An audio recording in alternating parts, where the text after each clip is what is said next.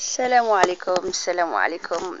Alors aujourd'hui je reviens pour vous souhaiter tous Saha Eidkoum, une très très bonne fête de l'Eid, Inch'Allah. Et voilà quoi, donc je viens dans cette vidéo aussi bien pour fêter une très bonne fête aux musulmans. Et aussi ne pas me limiter juste à souhaiter une fête, mais toujours continuer toujours dans les réflexions. Alors j'avais beaucoup de commentaires, et notamment on me disait mais pourquoi tu réponds aux gens finalement qui te donnent pourquoi tu t'énerves, et pourquoi tu réponds dans tes vidéos à des youtubeurs en fonction des commentaires qu'ils te donnent, et que tu devrais te limiter que en gros aux commentaires positifs. Si on ne te fait pas de commentaires, c'est que ça va. Donc ceux qui te laissent vraiment des commentaires, en général négatifs, c'est ceux qui ne sont pas d'accord avec toi. Alors pour répondre, il faut se dire que justement, pour enrichir le débat, il faut avoir des débats contradictoires. Bon, c'est vrai que sur la chaîne YouTube, il y a un peu de tout au niveau des commentaires, surtout beaucoup d'insultes gratuites, mais c'est aberrant d'ailleurs. Mais je prends en fait les arguments de certains et qui ensuite m'insultent, mais les arguments de certains qui se basent sur rien du tout, en y répondant. Bon, ma manière de répondre, c'est ma nature, je suis comme ça. Quand je trouve vraiment que c'est abusé, voilà, je m'énerve, je suis comme ça. Mais c'est une manière aussi de montrer au monde et aux autres qui verraient la vidéo les problématiques réelles et la mentalité des gens, les problématiques au niveau idéologique auxquelles nous sommes confrontés au quotidien. Et je suis sûre que dans mes réflexions et dans mes vidéos, en fait, je donne aussi la parole indirectement à ceux donc qui m'injurent, qui me contredisent, en prenant leur argumentation et en déconstruisant leur argumentation, quoique je ne suis pas la seule à le faire, mais en les mettant en vidéo, ça donne aussi matière à réflexion aux youtubeurs qui verraient la vidéo et qui donneraient d'autres argumentations qui enrichiraient le débat, ou qui voudraient à leur tour reprendre tout ce qui s'est dit pour voilà, contre-argumenter ou voir un peu l'état d'esprit, palper, c'est un thermostat, de voir les réelles problématiques auxquelles nous sommes confrontés.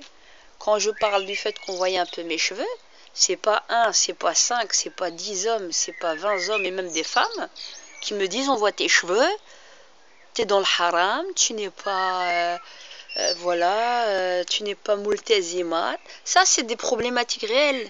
Et vous voyez la manière comment on clive les musulmans pour dire que ton islamité se mesurerait donc finalement à ton foulard, à ta barbe et à donc tout le conformisme que l'on nous a construit, pour être tous des clones.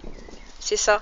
Et on est par essence dans la négation de la diversité, d'approche, de l'ouverture.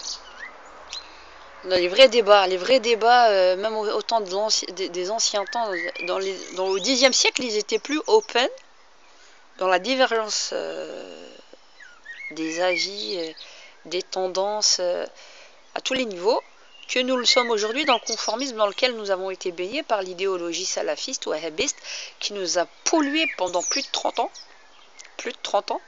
En France, en Belgique, en Algérie, au Maghreb, de partout dans le monde, parce qu'ils ont les pétrodollars.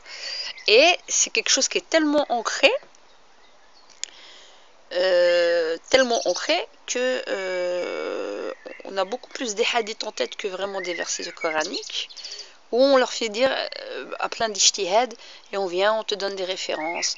Albanie, il n'y a que sur Terre, sur les 2 milliards de musulmans, il n'y a que qui réfléchissent pour le reste du monde. Mais pourquoi vous ne me prenez pas, moi, pourquoi tu me prends pas un ouléma d'Afrique noire? Donne-moi, pourquoi tu me prends pas un alem ou une alima de l'Indonésie? Pourquoi tu me prends que l'Arabie Saoudite? Parce qu'il y a la Mecque là-bas, il n'y a que eux qui réfléchissent, qui peuvent nous donner des avis, qui peuvent produire, La plus grande civilisation au moment où l'islam était à son apogée, dans sa civilisation, c'est venu d'Europe, c'est venu de l'Espagne andalouse et du mix justement comment dire, des religions, du mix de la culture, au niveau de l'Espagne, au niveau des brassages, c'est là que c'est venu. La vraie civilisation, elle est venue de là, que vous le vouliez ou non, mais faut étudier, faut étudier. Donc, à cette époque-là, un exemple. Moi, j'aime bien Ibn Hazm, même si on ne peut pas être d'accord sur tout avec lui. Mais voilà, il y avait qui? Il y avait, attendez, Ibn Hazm, il y avait Maïmonide. Maïmonide qui fut à son tour le juif Maïmonide, qui maîtrisait aussi bien l'arabe que l'hébreu, et qui fut aussi le conseiller de Salah ad-Din al-Ayyubi fil Quds. Il y a beaucoup de choses à dire, donc finalement cliver comme ça le binarisme que nous avons aujourd'hui, le conformisme dans lequel la musulmane serait censée se mouler pour être une bonne musulmane aux yeux de la société Oumma. Alors, Oumma, comme je dis, c'est rien d'autre que la citoyenneté. Ça, c'est un leurre. Ce terme-là, il est à bannir. Il n'y a pas de Oumma. La seule Oumma, c'est la citoyenneté dans laquelle on vit. Nous sommes des citoyens du pays dans lequel nous vivons. J'entends beaucoup là justement avec l'Aïd el-Fitr et tout qu'on fait l'Oumma Islamia. Il n'y a pas de Oumma Islamia. L'Oumma Arabia Islamia. Il n'y a pas de Oumma Arabia Islamia. Il y a juste des musulmans. Point. De tout le monde entier. Moi je dis comment dire, un excellent ramadan à tous les musulmans du monde. Mais je te dirais pas un excellent Eid al-Fitr, un excellent fête de l'Eid à tous les musulmans du monde, mais je dirais pas un excellent Eid à toute la Oumma islamique. Ça, c'est des bêtises. Des bêtises. Il n'y a pas de Oumma islamique. C'est n'importe quoi. Enfin, donc, quand le fond, en fait, c'est quand je fais mes vidéos, je prends les arguments de tous ceux qui me contredisent ou qui m'insultent pour mettre en lumière les problématiques que nous avons réellement au quotidien, aussi bien en tant que femme musulmane que musulman tout court qui pourrait diverger dans sa pensée, dans son approche.